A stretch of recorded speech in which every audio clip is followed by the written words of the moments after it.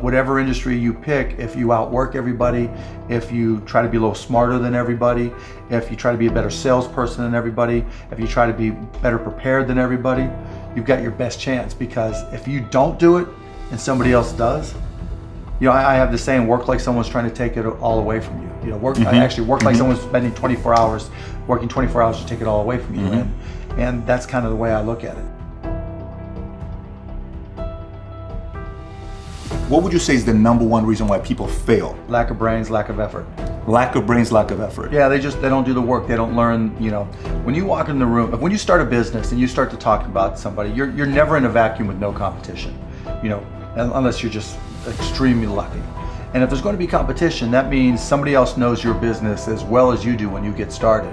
And if you walk into a competitive environment and they still know more about the business than you do and more about your customers, you're going to lose.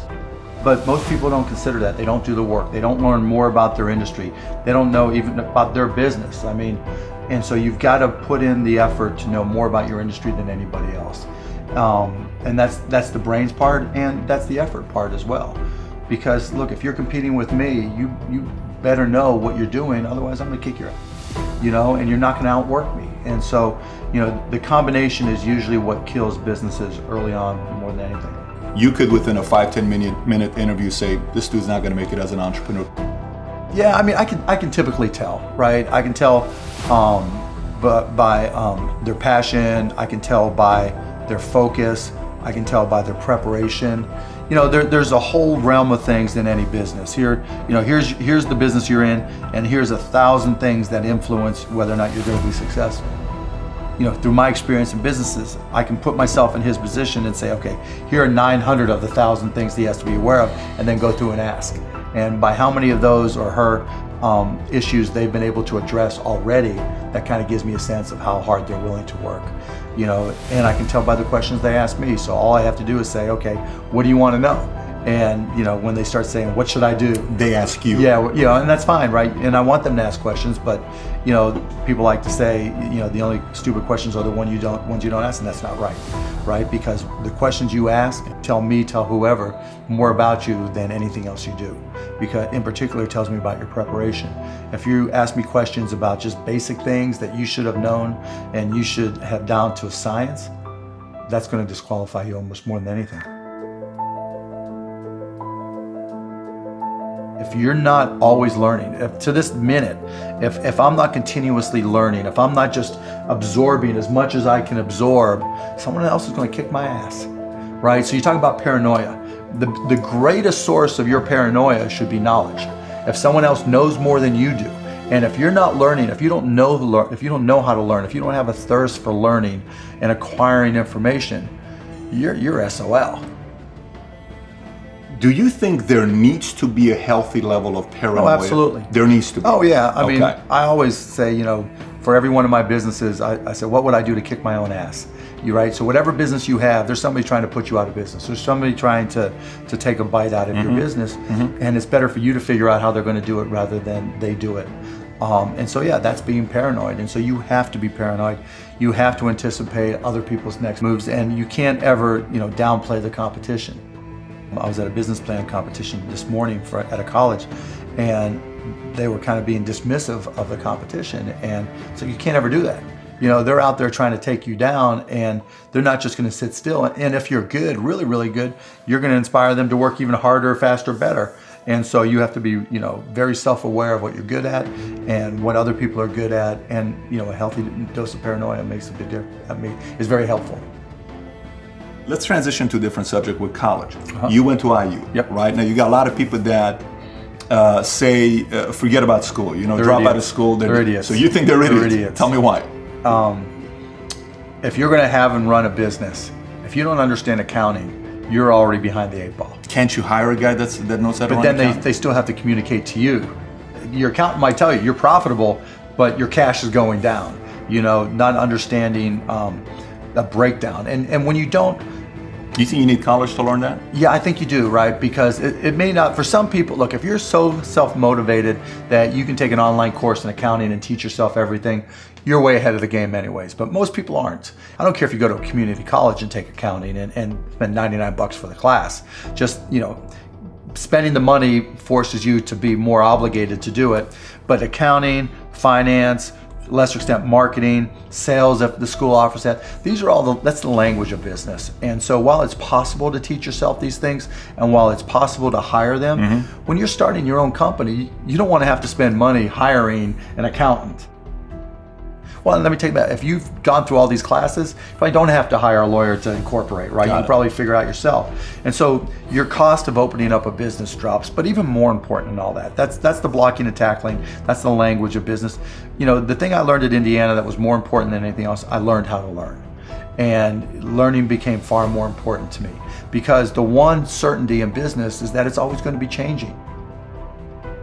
How does one entrepreneur increase the speed in areas that they can increase? There's certain things you can't control. Speed in what way? Speed of growing your business. All right. So how fast can I grow it? Yeah, I mean, it just depends. You've got to know your own skill set, right?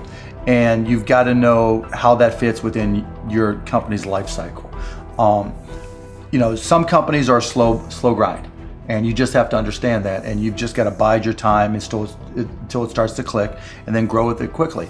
You know, if you're trying to release a product that needs to be ubiquitous, you've got to go as fast as you can, and then, you know, release a product, yeah, like a launch. Yeah, and you know, there's a lot of people who will say, you know, perfection is the enemy of profitability, right? And that doesn't mean you have to wait till it's a perfect product. It really just depends on what the product is. It, you know, a barbershop, right?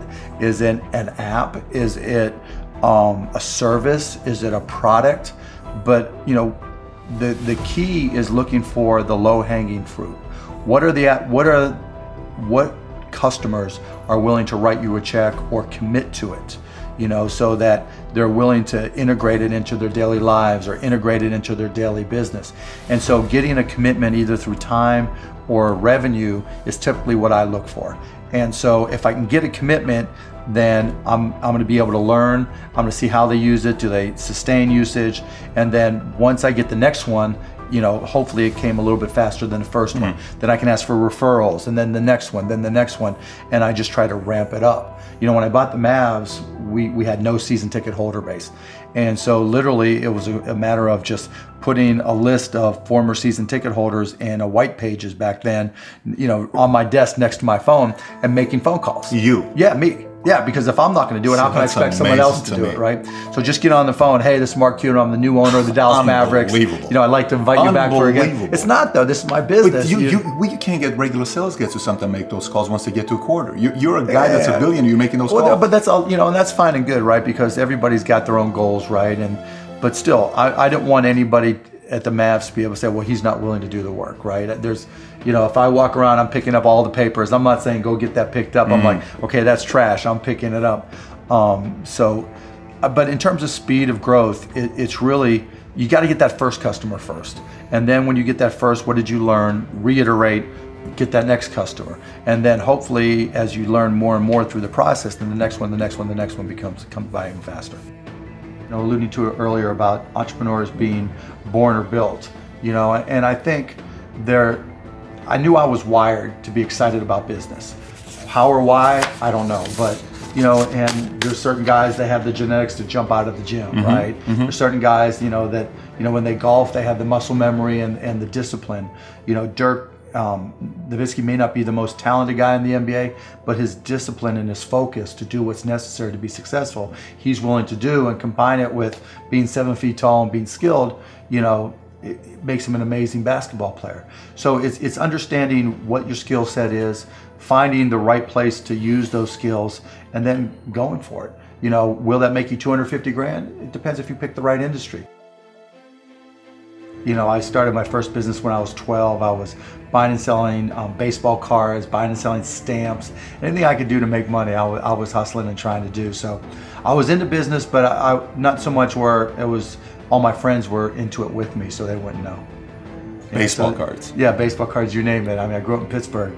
And so I would, probably even less than 12 years old, I would go out and buy a bunch of baseball cards that I collected, and I would package, I would say, okay, you're guaranteed to have a Pittsburgh Pirate in this package, and I would charge 3 times as much, and I'd set up on this park bench down in the park down in Scott Township where I grew up, and I'd have these little sales, and it was great. I made money, and I mean, it was, you know, and I learned as much about business when I was 9, 10, and 12 as I learned any other time.